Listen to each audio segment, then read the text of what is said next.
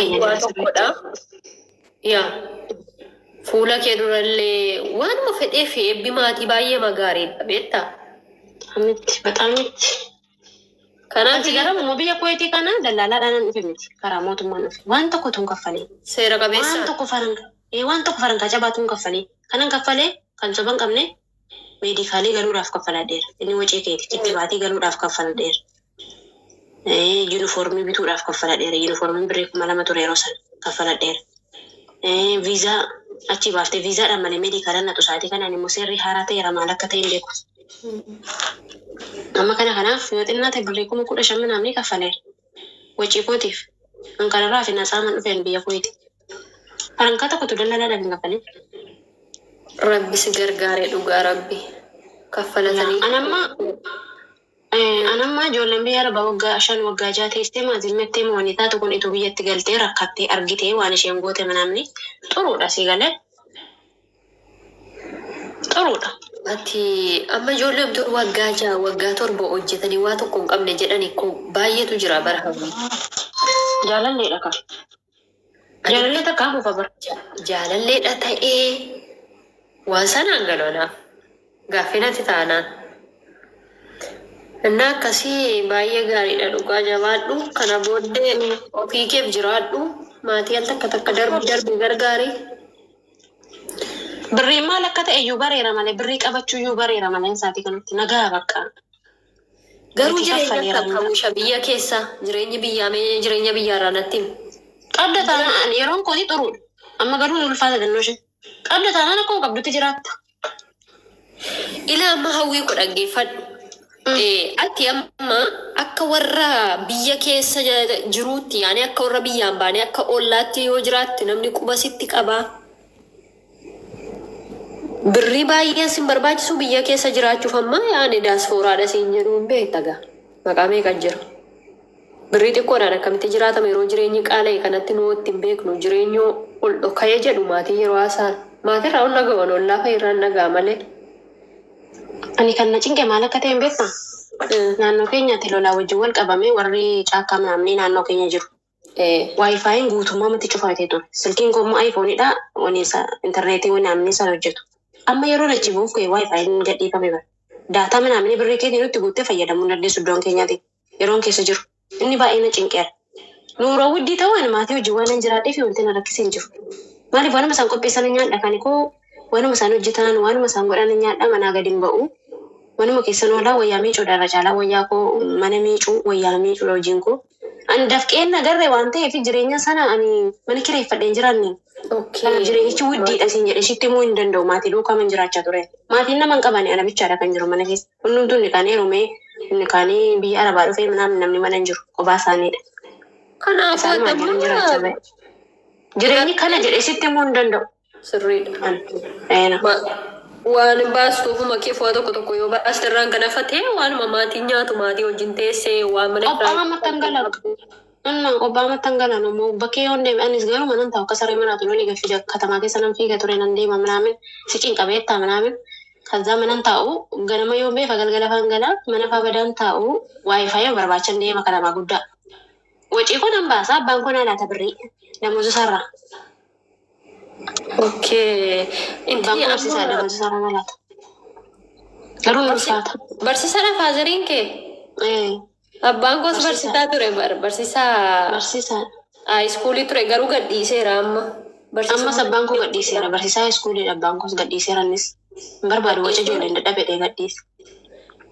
Yaa amma dhukaasii wallaggarra jira beektaa amma dhukaasni banamee jira. Akkasidhaayi hankeenya akkoo badaan hin jiru yeruma duraan lolli jiru koo wallagga bahaa keessa badaa miti barno bira. Duruma durii ilaalee lolli badaa miti gara lixaafaa kana ta'e malee. Gara bahaa miti. Wallagga lixaatti keessattuu magaalaa keenya keessatti dhukaasii sa'aa abidda abbaan koo guyyaa 3 erga Finfinnee deeme jechuudha. Hojjetaan mootummaa tokko wallagga lixaa keessatti hafee hin jiru. Misliinanii hankeessa dubbii qaba barmucatii tokko wajjiniin mana ijaaza turre. Duddishee kun. Duddishee kun yoo ilaalte maalidhaan jedhani poolisiin nu tume naan jette. Duddi darmammoon inni poolisiin dullaadhaan tume sun. Duddishee akka jiru. Duddishee qaxaqqatame guutuunsaa godaa kaasee immoo gubbaatti qaxaqqatame. Milishaa dabar milishaatuma sana. Utuu poolisii seeraa ta'e moo si dhibaa? Kan keessan gimbiidhaa Gimbii ani godina gimbiidha najjoo beektaa? Godinni koo gimbiidha. Najjoodha. Amma sababa filannoo dheegaddaaf ta'e beeku magaalama keessatti ba'anii moo warra rukutaa jiru jedhan waraanni mootummaadhaaf abaa'u. Keessatti Katama guddaa keessatti. katamaama keessa ba'anii amma durii qarqarumatti wal eeggatu miti. Amma katamaamatti keessattuu immoo gaan beektaa gabroo hojjetaa mootummaa kana immoo jaalatanii. Ma abbaa koo guyyaa meeqa qabatanii ruga. Amma barsiisa ijoollee ijoon jessananii.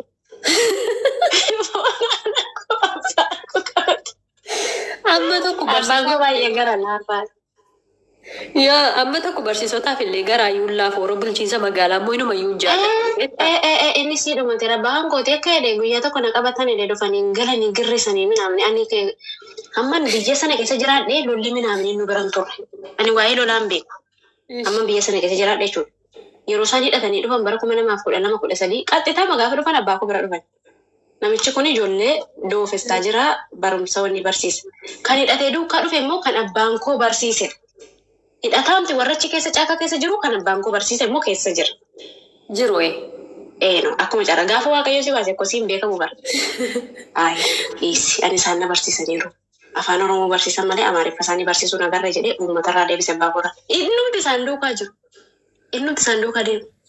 waan nama dhibee nama hin dhiifne hawwi baay'ee nama dhiba garuu jechuudha. Foona haadha koo abbaan kiyyaas barsiisaa afaaniiti. Amaariffas Oromiffas Ingiliffas jechuudha barsiisaa afaanii ture yeroo barsiisu sanatti kan kees barsiisaa afaaniiti jechuudha faazirii. Yaa kutaa 7 galee barsiisa daanii teerarraa barsiisummaatti gad deebi'e. Ni digirii dabalataan baranne kanaafidha. Malee daanii teera ture hin hojjette. Ajaa'iba abboo dhugaa rabbii. Innaa akkasii malee singaafadhu garuu wallaggaa eessa akkati taate singaafadhu naqamte wallagga ba'aa akka taate natti himteetta? Wallagga ba'aa naqamte. Okay. Ani immoo gimbii qaba. Gimbii beeku? Bira dabartanii galtu sin eena. Eeka. Erbaasiin iyyuu gimbii irraa dhufa minaa jette ijoolleen yeroo baay'ee bira dabartanii galtu. Amma erbaasiidhaan galtaa bara. Yoo dhufte akkoo sa'aatii 7 sa'a 8tti gimbii jirta ganama sii kaatee Addis Abaadha. Erbaasii makiinaa haraatu dhufa. Erbaasiin immoo maal gadaa baasiin beekaan? Gadaa bicha miti erbaasii kan barraruyyuu kana sii kaasee duubatti barraru kan deemu nageessu sagaleen qabu bakka pileenii makeessa gaafatee waan teessu sitti fakkaata. Sooressa malee makiinaa sana namni beektu.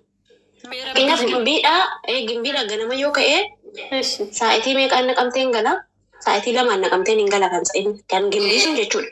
Sa'aatii 8tti inni finfinnee jira. Waaw. Sa'aatii kanatti inni ariifatamu sitti hin fakkaatin sagaleen sayyuun dhagamu hin barrara bakka akka jeetti. Hin barraran bara gaafachi keessa teessu koshoroon silaatamaa akkan xiyyaaruma keessa yeroo teessu beektamti qulqullinni isaa aandeenyaadha. Sooressa malees immoo namni leexu makiinicha. Birriinsaas widdiidha. Yeroo nufe 200 amma garuu hin beeku waan keessan garuu naannaa 800 namni hin ta'a mana keessan fagoodha kan waan. Incaala amma jechuudha baasisa gootota amma harree daagii fakkaatu durii tokko beekta miti inni madda. Aduun ittiin Addis Abaadhaan dhadhaa. Innis jira duduloomaan sun jira. Garuu karaarra bula. Ganamas Inni shaataa isaan dandeessu. baakoo faa bula barru. Itoonni deemu aduun itti dhiyaasatti immoo dulloome inni sirriitti. Amma kan fiigu koo erbaasii dabara. Erbaasii jennaan namni sooressa malee lixu namni siin shaatochi keessatti.